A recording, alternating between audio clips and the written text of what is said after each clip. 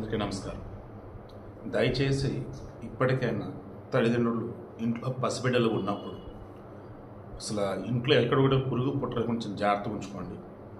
And వాళ్ళు ఆడుకుంటున్నప్పుడు కూడా నోట్లో పెట్టుకునే వస్తువులు అన్నప్పుడు అవి పెద్దగా ఉండేలా చూసుకుని తప్ప చిన్న చిన్న మాత్రం అసలు ఉంచకండి.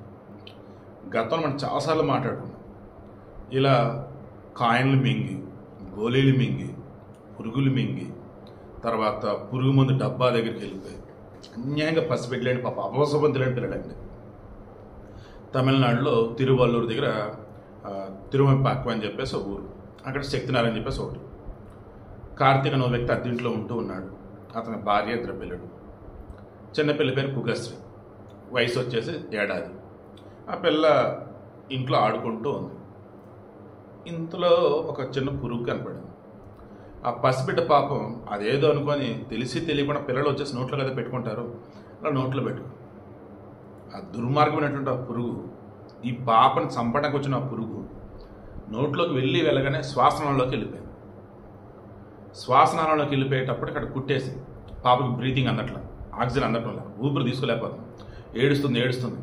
ఇమ్మీడియట్గా వీళ్ళు ఏం చేస్తారు, తామరాపాకంలో ఉన్నటువంటి ఆసుపత్రి పట్టుకెళ్ళారు. కష్టమయ్యా అన్నారు. ఏం తెలియట్లేదు వాళ్ళకి.